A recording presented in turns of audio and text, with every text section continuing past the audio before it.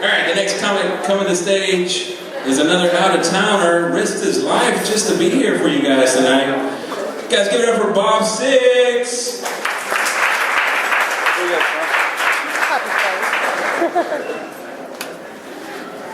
What's up? It's nice to be here. I start out my day at Walmart, as I do every day. I don't go there to shop, just look around. You never know what you're going to see or hear. This morning there was this little girl running around, screaming, messing with shit. And at first I thought she was a stray. You know, one of those kids whose parents accidentally forgot them at Walmart. All of a sudden her mother appeared out of nowhere like a white trash ninja in pajamas. She grabbed a hold of her and said, "If you don't stop it, I'm going to tell your father." The little girl looked into her mother's eyes and said, "Go ahead. And I'll tell your father that I saw you with my daddy's pee-pee in your mouth." Hey, have you ever stopped and wondered just how many times your mom kissed you right after she finished blowing your dad? You're welcome. I was lucky growing up. I never saw my parents getting busy. I did see my friend's parents getting down one time when I spent the night. I was mesmerized. I couldn't stop watching. Believe it or not, it wasn't even awkward. Well, not at first. It got a little awkward once they realized I was at the foot of their bed masturbating. It got a little more awkward when I found out the only reason they noticed I was there is I accidentally came on his dad's foot. They said I wasn't allowed to spend the night anymore. I tried to reason with his dad. I was like, "Come on, dude. You remember what it's like to be 21 and horny?" I really hate to bring this up, speaking of awkward situations, but due to an incident that happened when me and my wife were having dinner tonight, I went in the bathroom, and I don't like people to talk to me when I pee, but there was this older dude at the urinal next to me, and he started talking to me. And sure enough, he started pissing on my shoe. And I said, "Hey, asshole, you're pissing on my shoe." And right as the words left my mouth, I realized that it wasn't him, it was me pissing on my own shoe.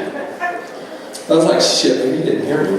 But I could feel him staring at me, so I slowly turned to look. He said, "I'm not pissing on your shoe." The only thing I could think to say was, "I'm not fucking talking to you, am I?"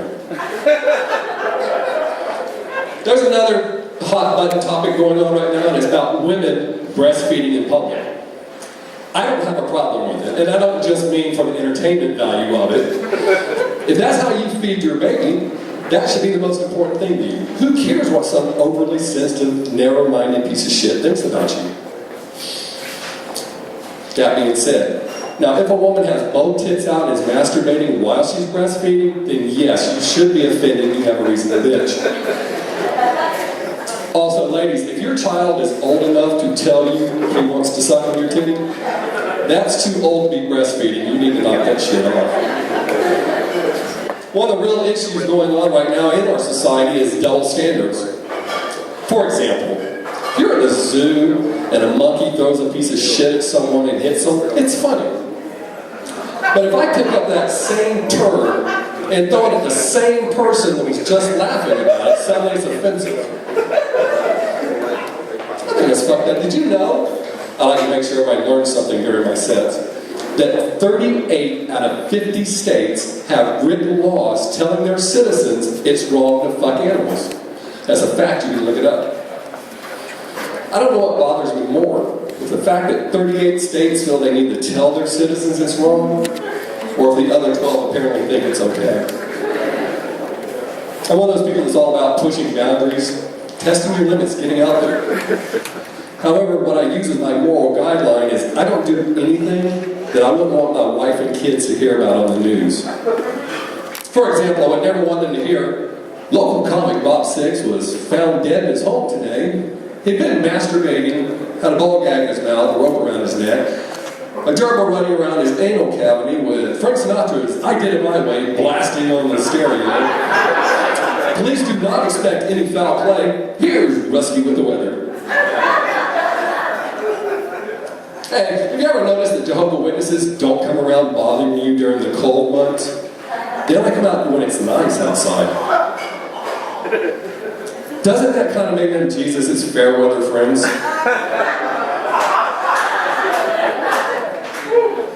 I'm one of those people that tries to be prepared for everything. I even have a suicide plan, even though I would never kill myself. So there's exceptions to every rule. So if I ever decide to check out, I'm going to break into someone's house in the middle of the night. I'm going to get one of their guns. I'm going to strip naked.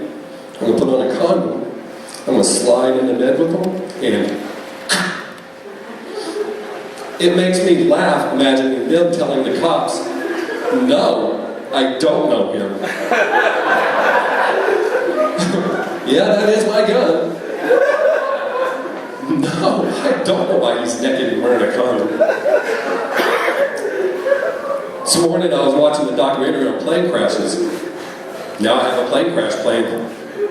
So if I'm ever on a flight and it starts to go down, I'm going to calmly stand up, strip naked, put my clothes in my carry-on, put it back in the overhead, sit down, put on my seatbelt, put on a condom and wait.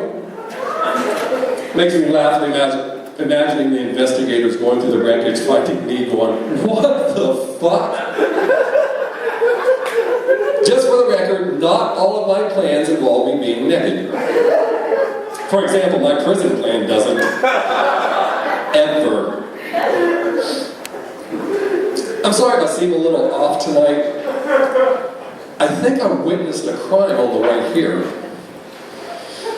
We were at a red light on Research Boulevard in Austin, and I looked over and I saw this bum masturbating. Well, at first I thought he was masturbating, but the longer I looked, I realized it was more like he was raping his hand. He had his left hand tied to his dick with this dirty string, and his right hand wrapped around it, and he's ramming it up and down. And he's yelling, finish what you started! Finish what you started! That's not the weirdest part of this story.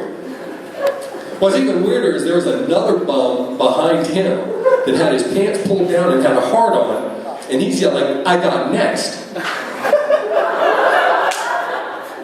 That's not the weirdest part of this story. What's even weirder is the bum that was raping his hand looked over his shoulder and said, okay, but this time it's going to cost you 2 cigarettes and the rest of that 40 you've been sipping on. But that's not the weirdest part of this story.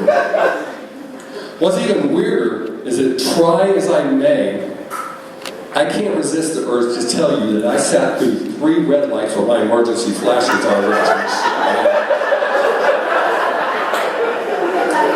And it's not that I have a thing to watching bums masturbate. It was just like a really bad car accident. You don't want to look, but you kind of have to. Hey, speaking of bums, y'all heard that shit Kanye called, what's her name, Taylor Swift, fake ass? She has 10 Grammys. Kanye was just on Twitter begging for money. He kind of reminds me of one of those aggressive bums that you see in Austin that tries to make you feel stupid for having a job and money. Did you know that there's a monkey, I think it's called a capuchin, they piss on themselves to attract a mate. There are bums in Austin that do that too. So those of you that say that we didn't sin for monkeys, or ascend, however you want to look at that, here's your proof. You know, there's a lot of people that like to hug these days. And a lot of them, the ones that you don't want to hug, are the ones that want to hug you just a little bit longer than they should. So here's how you get them to stop.